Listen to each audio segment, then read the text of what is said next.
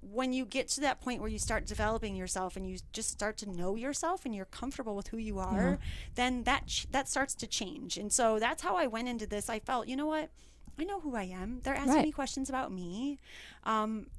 Who knows me better than me? Exactly. And I felt comfortable. So they did ask me, some typical questions. One not so typical question that one of the judges asked me is there was 2 men and 3 women in the judging panel, and they were from all different walks of life. Some of them were from the pageant industry. The one gentleman, his wife is a pageant competitor, and he just really got involved in the industry, so he knew a lot about it. He's judged other pageants. But there was a gentleman in there that he had said flat out, he said, I'm not married, so what is one reason why I shouldn't get married? I thought that was an interesting question. Wow, right? yeah. Good question. And so my answer, I don't remember it word for word, but I basically just said, if that's not the one, then you're not ready, you have to follow your heart. And I kind of just went into my story and used that as an opportunity to say, I found my one early on in life. I was 18 when we first started dating, and 22 by the time we got married, and we just celebrated 17 years. And I just you have to find that one, and you have to know it in your heart. And that was kind of my answer, just to be able to share that.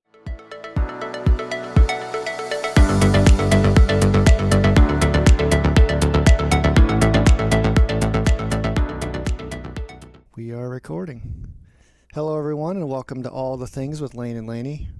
Nailed Score. it. I have a horrible It's time. about 1 out of 10 times. Yes, but so welcome everybody. Thank you for joining us today. Our next guest is riding the wave of winning pageant titles such as Miss U.S., Mrs. U.S. Continental, Mrs. Ohio, and Mrs. Michigan, to push the message and positivity through her passions and volunteering in the community. She is a consultant/coach who helps groom and bring about the talents of young women who are embracing and trying to put their name and face into the world of pageantry and modeling. She is involved with several nonprofits and is an ambassador for the Invisible Disability Association. She also has written a children's book entitled Ferdinand with the Extra Toes, which won a 2020 award for the best children's book, soft-covered fiction. The book just happens to be about her cat, which helps children realize differences that we all have, and that we are all special in our own way. I'll let her explain that story when we get to it here. She is a driven woman with a strong focus on empowering others to become better than they are. And that is the main reason why that we thought we should have her on today. So please welcome to the podcast, Katie Maskey. I am so impressed. Did you Google all that about me? Because I feel like I didn't give you any information. I asked your neighbors, and I talked to all your friends. You were at my house recently, so. That's true. I don't just put signs in. She does reconnaissance, and that's how we totally get our stuff. I'm totally impressed. You guys did your homework, so. Well, thank you for coming. Yeah, thanks for having me. Yeah. I know it's been a long time coming. We've been trying to get our schedules together and whatnot. Yes. Can we first start talking about your book? Yes. I want to know everything Yes. about your book. I am so excited about this. I would love to do that. So here is my book. I'll show that there. And this was what I'm calling my pandemic project. So I started writing it probably right after everything kind of shut down. It was right around that time frame. I'm such a busy person. My husband and I love doing stuff. Yes. And when everything shut down, I started to go a little stir crazy, almost immediately. Yeah. And, and everybody had the anxiety of what is going on, what's happening in the world. And so that was a little scary. And I just needed something to redirect my energy. So I do have a cat that his name is Ferdinand, and he does indeed have extra toes. He's actually called a polydactyl cat, so I don't know, that's his actual term. And it means extra digits, I guess, in a sense. So they also refer to those cats that have that, cats. They also call it the Hemingway Paw. Oh, really? Okay. Yeah, the reason for that is because Ernest Hemingway was a huge fan of cats with extra digits. Really? And yeah, so he would breed them. Generally, when you have, and there's a cat that's just entering now, cue the cat. Perfect time. So he would breed them because, you know, when you have one that has extra, you know, it is a mutation. Right. But generally, at least one cat in the litter will have that. Really? And so if you go to Ernest Hemingway's estate right now in Florida, there's about 35 or 36 cats on the estate that are being taken care of that are polydactyls. So they do refer to it as the Hemingway Paw.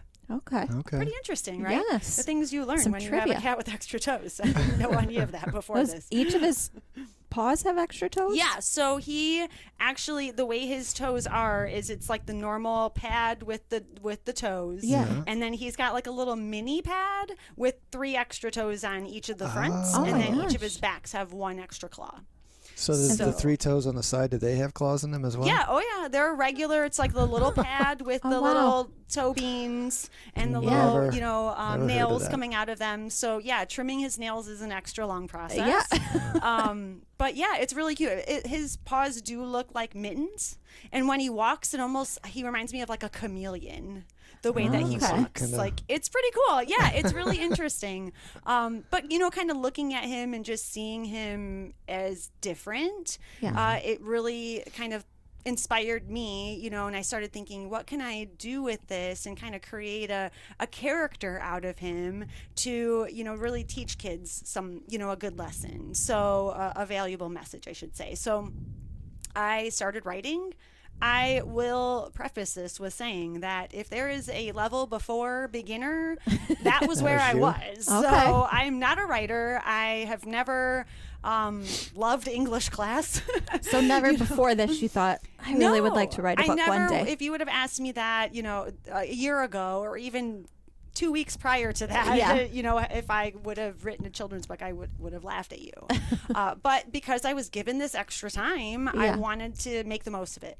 So I just started writing, and I came up with the premise of the story, and I did a lot of research. That was the biggest thing, is just doing the research. What are the average number of pages? How many sentences? What is my audience? What age group am I trying to write this to?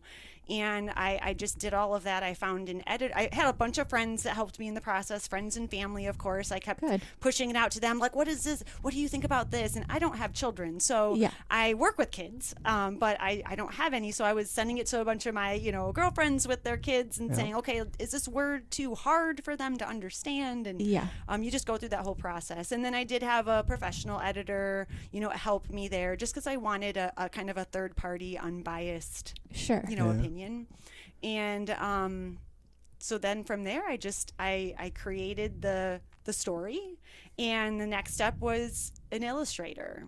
Oh, okay. I am not that. You are not that. So if you want stick figure Ferdinand, then maybe. But I wanted to create a good character, and so I reached out to my former boss. Actually, I work for Girl Scouts. We'll probably talk about that eventually. But my former boss left, and she is actually a liaison for the school system in Ohio, because she does have a son with special needs, and so she works with the school system and the parents with kids with special needs, and but she also is a tattoo artist. Oh. And when she was working with me, at Girl Scouts, she was kind of apprenticing and doing a lot of that on the side. And so she was able to do that more full time too. And now she's an amazing tattoo artist. Oh, wow. So I reached out to her and I said, look, I've got this book that I'm writing. Would you ever be interested in being a children's book illustrator? And she was like, hands down, absolutely, I'm in. Oh, and then when I told her the premise of the book too,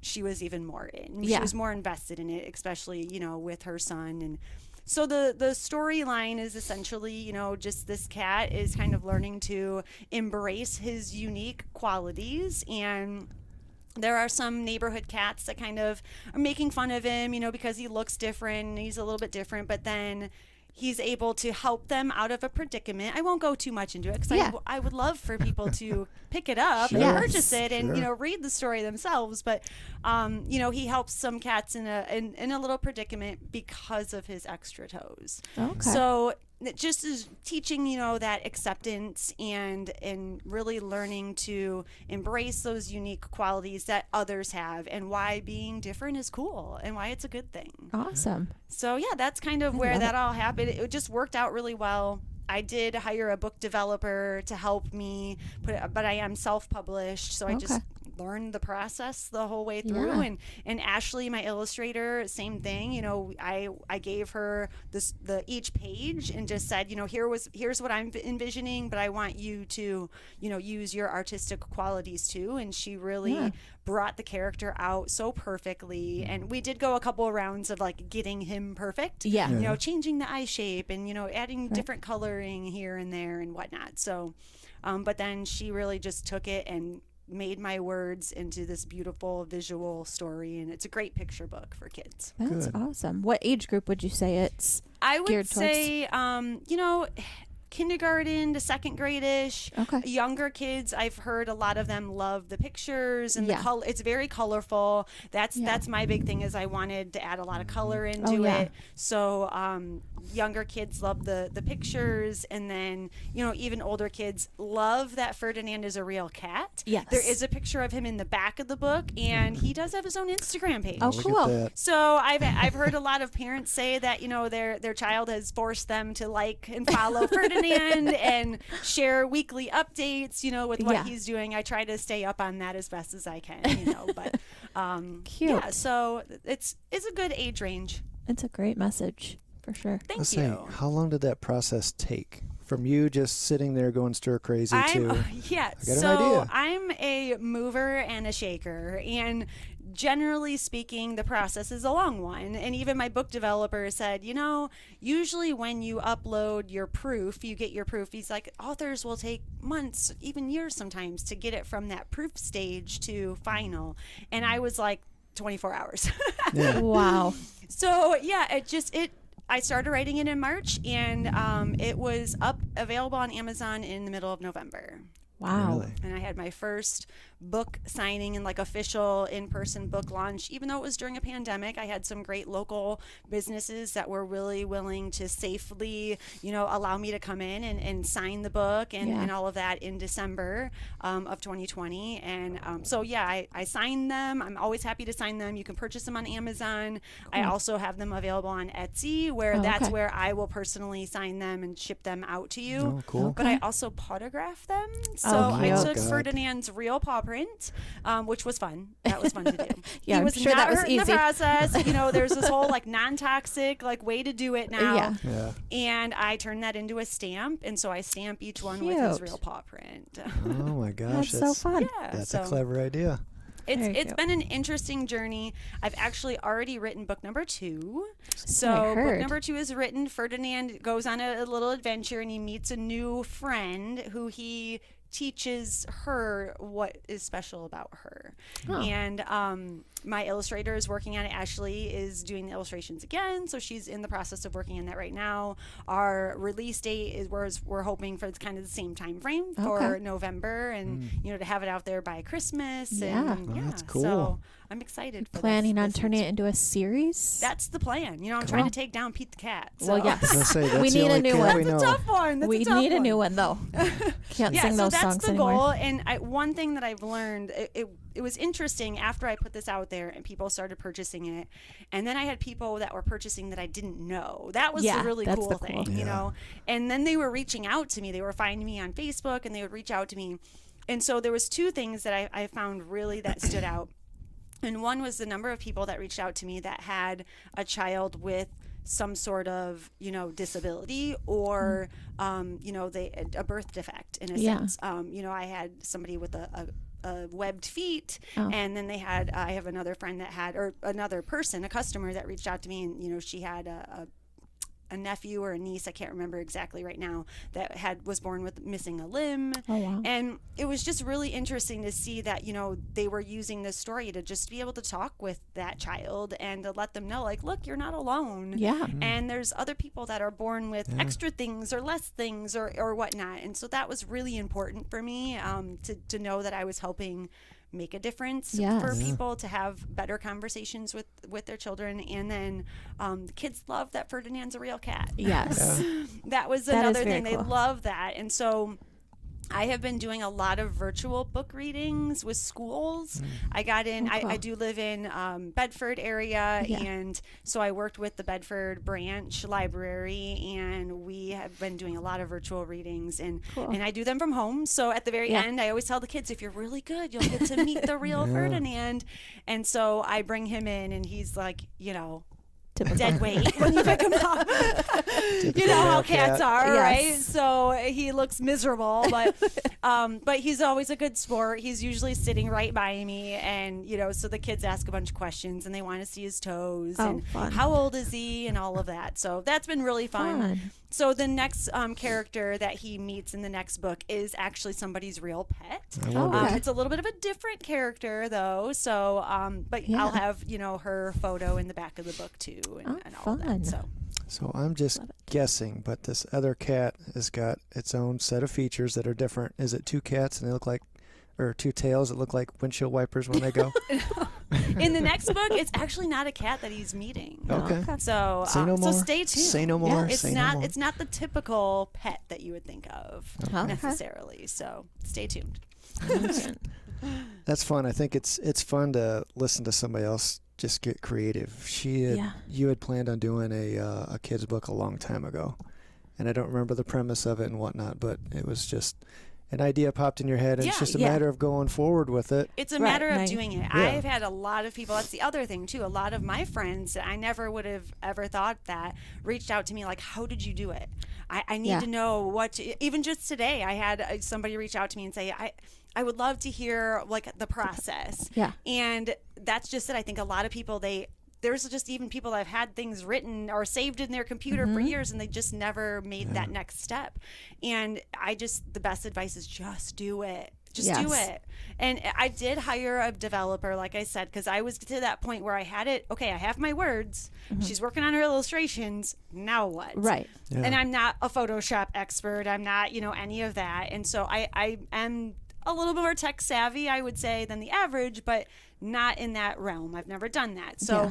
I found somebody through Google. I had a Okay. good consult with him over the phone. He's an independent kind of contractor in that sense. He was very affordable, and he took my words, her illustrations, put them together. He actually created the cover. Oh, wow. He did the back cover. He did, some of the bio pages for Okay. me, helped me with choosing the font and choosing the color palette and Fun. all of that. And then we did kind of a final edit. Once we put everything together, we did a final edit together, and then he helped me upload it to Amazon. That's the one beautiful thing about technology.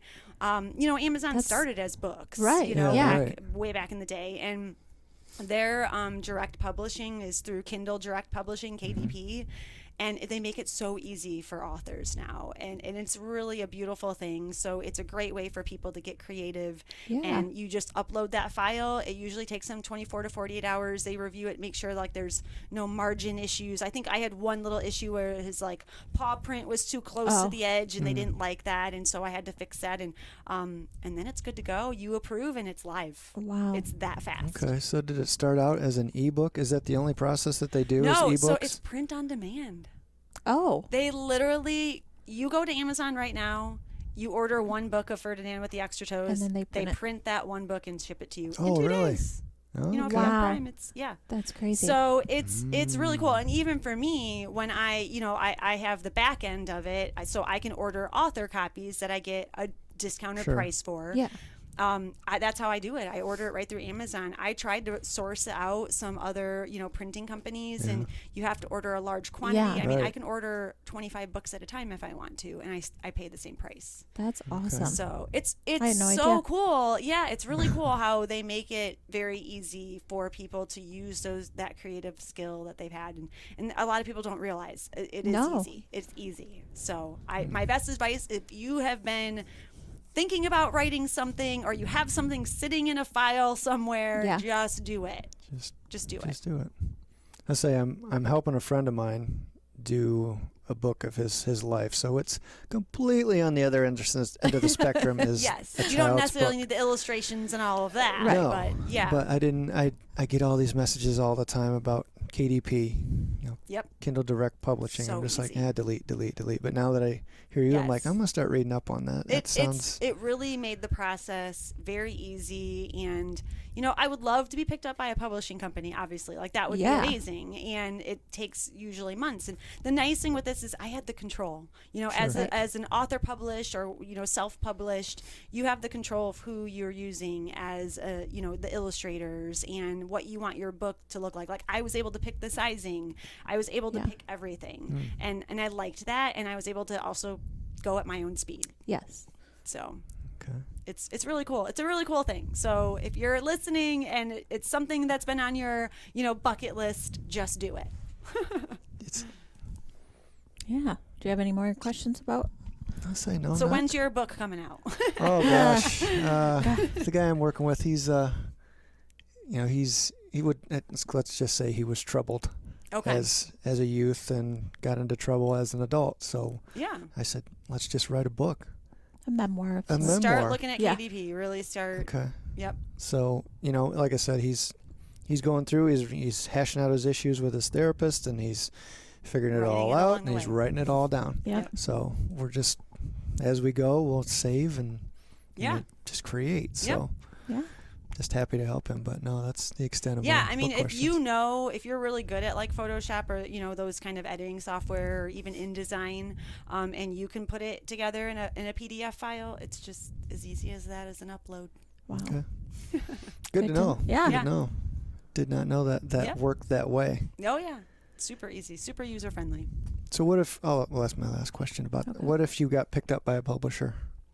I don't know. I don't know what that's like. Mean? Honestly, I mean, that would be really cool. I think getting picked up by a publisher, I do think it opens you up into bigger, stores and places, bigger opportunities. So that's kind of like my goal this year was to try to get into a national chain store.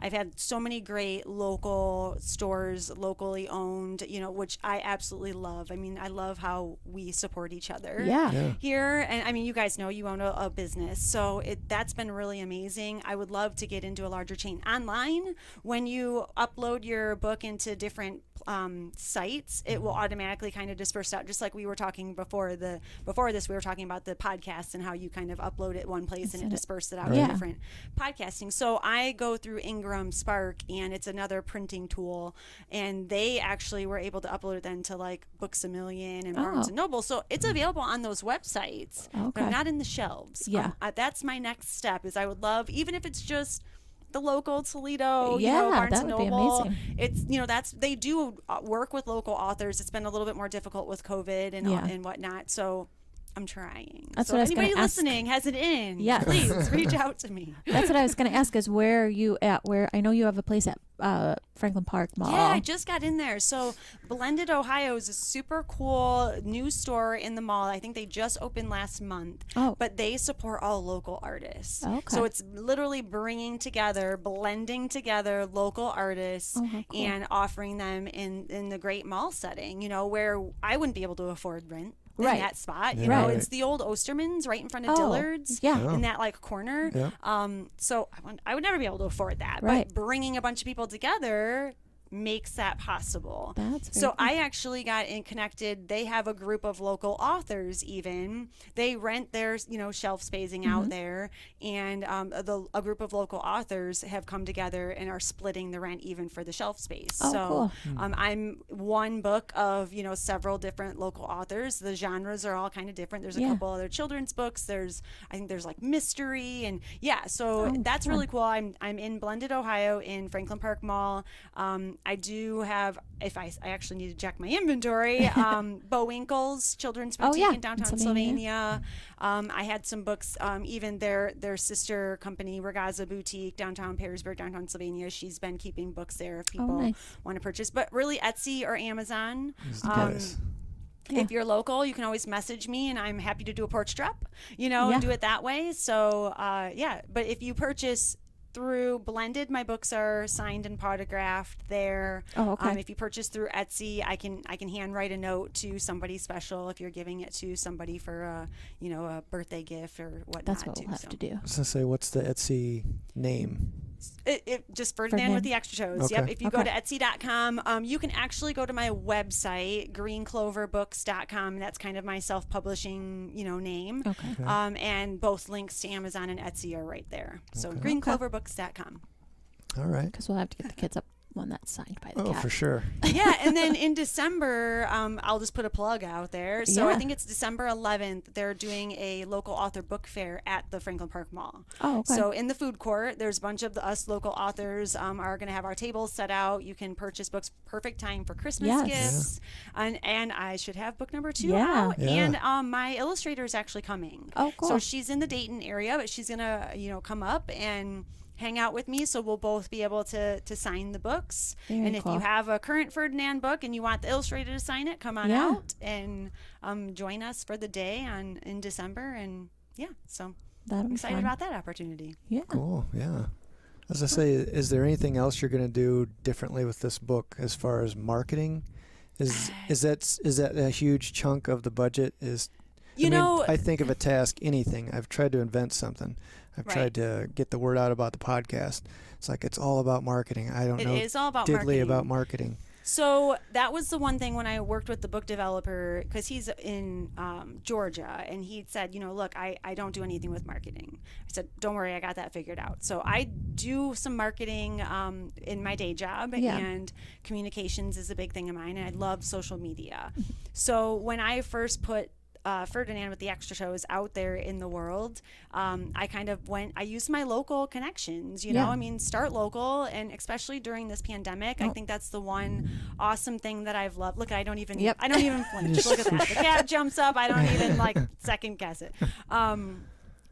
People really want to support local companies, especially, during this whole thing. So I put it out in the Bedford community, and immediately I had 500 or 600 people liking it, and I want to purchase a copy. And then I worked with some local Bowinkles helped me do my official launch, so that really helped with marketing. They were sharing it on their social media pages. The news actually reached out to me, which was so unexpected. I had a news reporter from Channel 11 reach out to me, and she said, I love what you're doing. This is a great positive story, something to come out of this.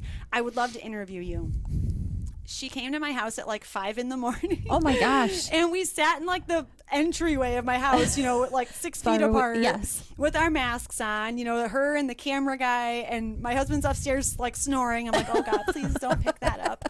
But she sat at my house for 2 hours, and every half hour we cut in, and it was a minute segment. Yeah. But she would ask me something different, and every time I watch it, she's like, I'm going to be interviewing a local woman about a cat that, she wrote a book about her cat. I'm like, oh God, people are going to think I'm this crazy cat.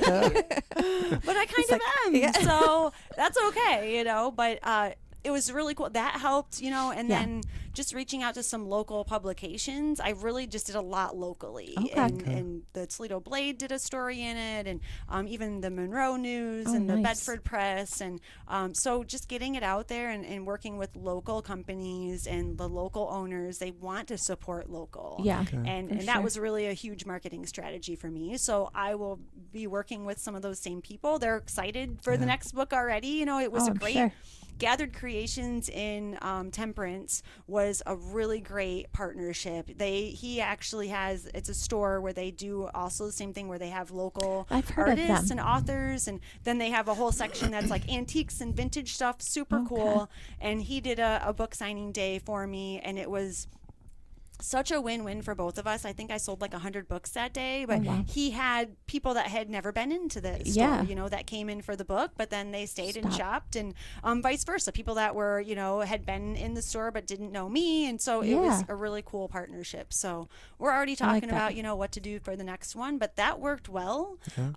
So that's what I'll continue to do marketing-wise, just get it out there on social media. And I know I've heard that when you get 100 positive reviews on Amazon, that's when they really start pumping you, and putting you when you're buying something and you see those, you might also like. That's where I'm at 96 reviews. So, so if you're listening and you purchase the book, please go to Amazon, give me a good review. Yes. That's what we're here for. That's how it works. That's how we support you. Yeah, I appreciate that. So this is also part of marketing. Yeah, for sure. Just getting it out there. Okay. Absolutely. As I say, that's our story. We're trying to hear everybody's different story. Everyone's got a story. Everyone's got a story. The problem is no one wants to sit and listen to anybody anymore. Right. They're also concerned about jumping in and being snappy with, oh, I know you. I got da-da-da. Right. And talking so fast that they don't want to hear your story. So Right. that's why we have you on, and that's why I've had our other guests on. So Yeah. So we'll move past the book then. More Yeah, of my we were story. very intrigued by you being an ambassador for the Invisible Disability Yes. Association. So can you tell us what does that mean? What's an invisible Yeah. disability? Have you ever heard of that term? No. I have. I've Okay, yes, never no. heard of it. So I always start with that because I like to know my audience. And usually when I start talking about this in front of a group, there will be a lot of people that are like you that are like, no, I think I know. Maybe, I don't know. I mean, I know what the word invisible is. I know what the word disability is when we put them together. Right. So an invisible disability is essentially any illness, symptom, syndrome, disease, disorder that you can't see physically. So, think about those autoimmune disorders or even mental health disorders or learning deficits or anything there that you would look at somebody and not know that that's something that they're living with or that they're suffering from or that they're struggling with. And that is an invisible disability. Okay. So, when I start that conversation, I usually ask people, if you have never heard of it, now that I explained it, can you think of somebody that you probably know that has an invisible disability? Oh, yeah. Several. Yeah. Everybody knows somebody, even if you think of cancer, there's people that are living with that you don't realize. I know there are people that maybe they have a physical disability, they're in a wheelchair or something, but they have other symptoms that you wouldn't even realize that they're living with. Right. Migraine disorders. My mom has fibromyalgia, which is a muscular disorder. For me, it was an interesting topic, and it was something that I wanted to educate others more on, is because like 3 months before my husband and I got married, I fell really ill, and I had a pain in my shoulder blade for like 3 days, and I kind of complained about it, but you get muscle aches, pains, everybody gets that. I was in my early 20s. I just figured maybe I slept wrong, and after about 3 days, my husband, my fiance at the time, looked at me and said, "You know what? You've been complaining about this. Let's go to the emergency room, get it checked out," which is really strange for him because that's not a typical guy thing. Right?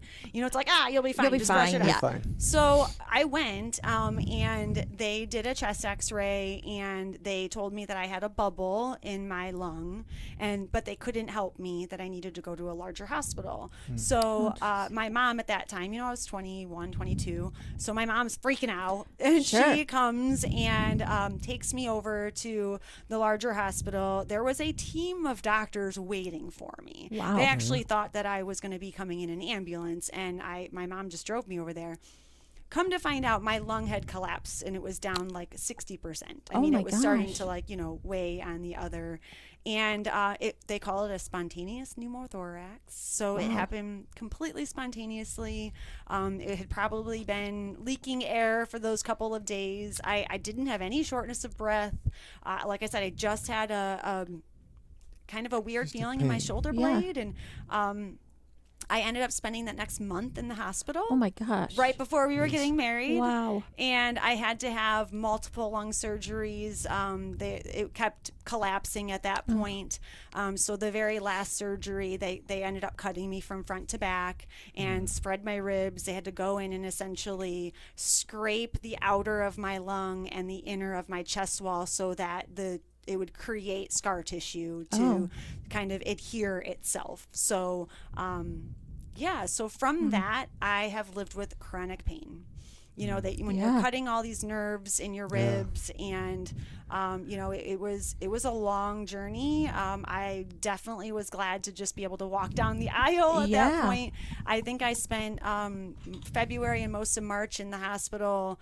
It was about April. I went through getting home, and I walked down the aisle in June. Wow. So it was I remember we invited the surgeon, my thoracic surgeon, to my wedding, and he bought me a scale and a cookbook because I had lost so much weight during my month stay. Yeah, and he makes kept sense. telling me, like, you need to eat, and it's hard when you're dealing with a lot of pain. Well, and, yeah. obviously. So So that's really what started me getting kind of interested, because I would tell, it's not something you talk about necessarily. No. You learn to live with the pain. For me, it was learning to live with the pain medication free. That was important for me. Yeah. I had a father that, struggled with an addiction to painkillers that eventually led to an addiction to heroin that eventually, kind of took his life. So watching my dad struggle with addiction was something that I knew I didn't want to go down. I didn't want to go down that road. That's an awful disease in itself. And so I did a lot of my recovery was medication free, and even to this day. And it's not everybody can do that. I understand. Yeah. I kind of always say I'm one of the unlucky ones, because I can function. Yeah. There's a lot of people with an invisible illness and a disease that can't, that they can't function every day. And so I try to educate people that, seeing isn't always believing in that sense. Yeah. You have to be able to listen to somebody and learn what they're going through and their struggles, because there's always that saying like, but you look good. Like, I don't understand, because you look good. Like, I don't understand. And so that's what is important for me with being an ambassador, is just having that conversation and opening people's minds up to what they can't see and being able to understand. Because a lot of people with invisible disabilities, they hear time and time again, like, oh, you're crazy. Literally, you're crazy. You need to see a psychiatrist. Yeah. And that's not right. No. I'll say that opens up a whole different topic. She told me and made me just kind of ding moment go off. She says, I've stopped yelling at people in my car. If I see somebody swerving up in front of me, or they're doing this, that, and the other, you don't know what they're doing. You don't know what they're going through. You know what they're going through. It's and like, it's so funny that you say that specifically, because I personally haven't had this, only because that's not where the stage that I'm at. But I've had people tell me that they have an invisible disability that, whatever it may be. I have friends that have MS and lupus, and that it can be hard to walk longer distances. Yeah. They have a handicap sticker for their car, and that people will see them park in the handicap spot, walk to the store, walk out, and they will actually leave notes in their car saying how rude they are for taking up a handicap spot, when clearly you can walk to the store. You're not handicapped. That's not that 5 seconds that you're seeing of that person is not telling you their story. No. True. Not at all. And that's heartbreaking that, that people can be that judgmental. Yeah. And that's why it's important to educate and to have this conversation and to make the invisible disabilities a household term. Yeah. I think it's just all about understanding and just having empathy for people. If they have a handicap sticker, you don't automatically assume, okay, you're driving your grandma's car, aren't you? That's how you got that spot. Right. Right. But it goes beyond that. It goes so much beyond that. You're sitting across from somebody at a party or something like that, and they're just reserved and quiet. Okay, maybe they just don't want to be here, or maybe they don't like me, or they don't like this conversation. Maybe they're really struggling on the inside. Maybe they just don't know how to talk in in social situations, or they're in pain, or you don't know. Absolutely. So jumping the gun on that is something that we should all try to adhere to. Yeah. Right. I want to go back to the idea of the collapsed lung. Do they even know what causes a collapsed lung? No, it's literally called spontaneous pneumothorax. They told me because I'm tall and thin. Some people, I know it can happen with people in like connective tissue disorders, or it typically does happen in more like middle-aged men. So when I was here, this young 21-year-old, a lot of my nurses were the same age as me.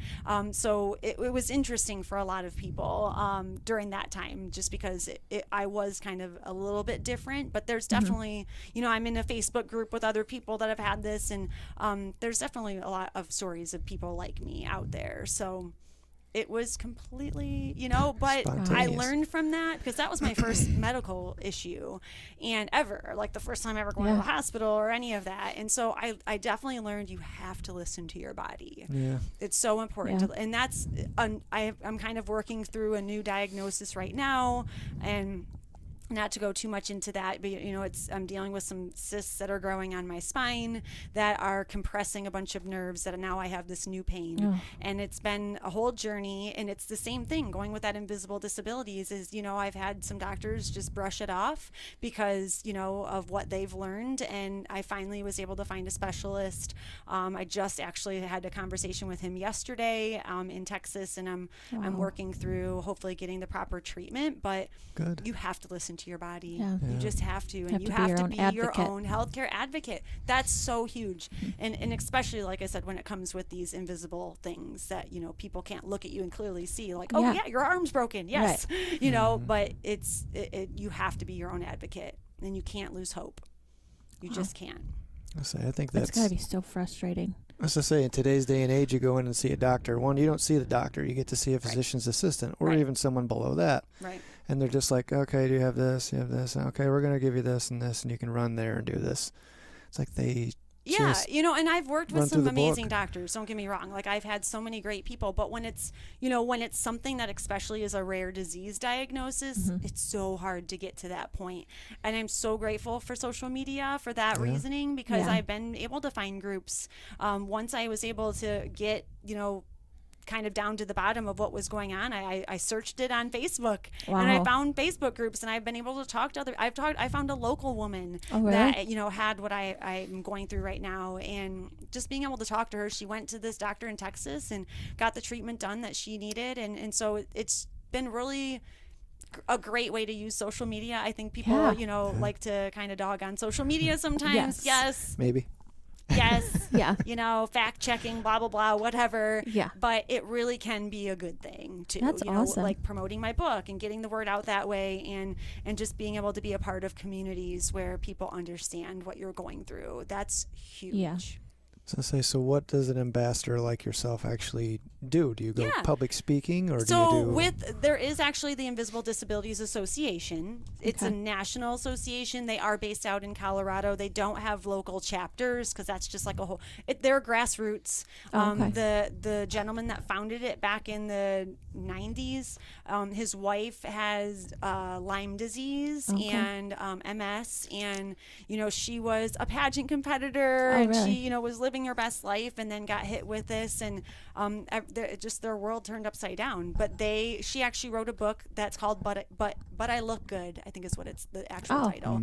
And because she was getting that so often that people were not understanding what she was going through, and now she spends a lot of time in a wheelchair and things now, but as an ambassador, it's basically just using the audience that I have, wherever that is, going and doing public speaking places, things like this where we're just talking about it, getting out in the community. I was a part of the board for the Invisible Disabilities Association for a couple of years too, but being an ambassador is just really being that advocate and educating whoever will listen. Whoever your audience might be. Yep. Okay. Absolutely. Interesting. So you do those public speaking events. What other type of public speaking or activities are involved in, aka the Girl Scouts? Yeah, so my day job, I work for Girl Scouts. I'm the cookie boss. Okay. So I manage the Girl Scout cookie program. We cover Toledo all the way down to Cincinnati with a little bit of Indiana in there as well. So we're kind of up and down 75 is our council. And I'm a part of a team where we manage and kind of put together the fall product and cookie programs for Girl Scouts of Western Ohio. And so with that, I do some public speaking with, I have a troop. I'm so excited. I also, not only am I a staffer, I'm a, whatever that saying is, I'm a volunteer. So I have a troop, and, helping to teach those girls different things and whatnot. But with Girl Scouts, some of the other public speaking I do is just working through teaching, that, hey, girls can do anything. And, we've got really great opportunities with Girl Scouts, but even just beyond that girls can really do anything you put your mind to, and even just coaching with pageantry and modeling. And I love helping girls see their worth, and to make them realize that you have value. And, you know, confidence can be tough in that kind of pre-teen, tween age especially. And being a positive role model and just showing girls that, you know, they're valued and they're important, that's important to me. So I feel like girls come with a different set of standards. I don't know whether it's just that's taught to them or they just kind of take it in. The world teaches them that. Well, we have different hormones and different emotions and different everything, you know. What do you mean by standards? Like, I mean, like, oh, I feel insecure about this, or I feel insecure about that. Because boys don't typically. You mean? Not as often as not as much, and not to the same degree that the girls do. Yeah. But, you know, I think of our daughter growing up in a teenage environment with all their girls just back. I don't know if they're just trying to get their worth or they're trying to figure things out, you know. Honestly, that's what it can come down to, and just trying to figure it out, you know, and who they are and what their spot in this world is, and so that can be hard when you're questioning whether you're good enough or, you know, you're smart enough or you're pretty enough or you're this enough or whatever. And so, you know, having mom and dad tell you that you're that is one thing, you know, obviously, but I love being able to be that other person for girls, and girls especially, but kids in general, you know, just to be that other, you know, figure where it's like, hey, you are enough. You are awesome. This is amazing what you're doing. That's important. Every kid should have that person in their life. They should, because I don't think mom and dad are enough. Well, sometimes mom and dad aren't like, you know, it's just not cool coming from mom. No, it's not. I used to not that it's cool necessarily coming from me, but just having somebody else's else. attention and and you know, because I think you get to that point where you're like, well, mom and dad are supposed to say that. That's what I always told my mom growing up. Well, you have to say that. I'm your daughter. She's like, I don't have to. I'm like, yeah, you do. So it never really sunk in when she said things, you know? Right. So that's been a really, I would say, something valuable for me working with Girl Scouts is to see some of these girls as they come into the program or they're doing their first cookie sale or whatnot, and to see how kind of shy and quiet and timid, and then you see them, you know, a year or two later, and just to see how they've exploded and how, you know, nothing is stopping them. It's a really cool thing to be a part of that, even if it's just a small part of that. It's just it's a really cool thing to be able to witness. Sure, to see somebody blossom like that. I mean, a lot of it is stage presence. And I'm assuming you teach a lot of that and how to be confident even though you're shaking in your boots. Yeah, with pageantry, you know, and pageantry in itself, which I know we haven't even scratched the surface on that conversation yet. Yeah. So maybe this is a good segue, but pageantry is so stereotyped. You'll never hear me use the words beauty pageant because it's so much more than that. And it really can be a great way for girls to learn communication skills and to kind of get out of their comfort zone. Even women, not even just girls, women, you know, of all ages, to do something a little different, step out of your comfort zone, and, you know, to kind of put yourself out there and, you know, get up in front of that audience or get up in front of a panel of judges or people that you have to speak to and have conversations with, especially for kids. They're not having that as much. No. We kind of say, you know, people don't want to listen or people don't want to talk. I mean, they're in their phones texting or whatnot. So having to kind of be forced to have those interpersonal communication skills is something that, you know, is really great about pageantry and just working with people in that respect. How old were you when you started? Yeah. So let's go there. We're going there.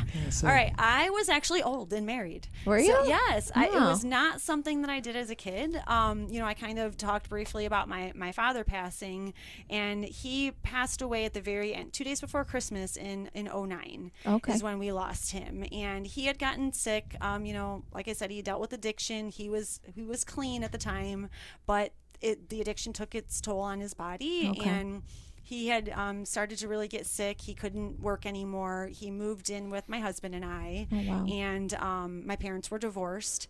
And so that taught me a lot there. But after he passed, he was such a great father. His addiction didn't define who he was as a person. He was an amazing father. Everybody loved him. He was just that guy that everybody loved. He had struggles. You know, he had internal struggles. And I was happy to be a part of his recovery in that sense. He moved in with us and then passed away, and so that year after he passed was my own year of my own struggles and Yeah. grieving. And, my dad he was 55. He was Oh, wow. young. I was in my late 20s at the time. Had been married for just a couple of years, my husband and I. And so going through that, you just don't expect to bury a parent in your 20s. And so I had a lot of grief, and it was my sister and I, we kind of dealt with things a little bit differently, and she dealt with her grief one way and I dealt with mine. I just needed to stay busy or do things to keep kind of preoccupying my time. And that's when my husband said, you need to do something. You need to find a hobby. I'll never forget those words. You need to find a hobby.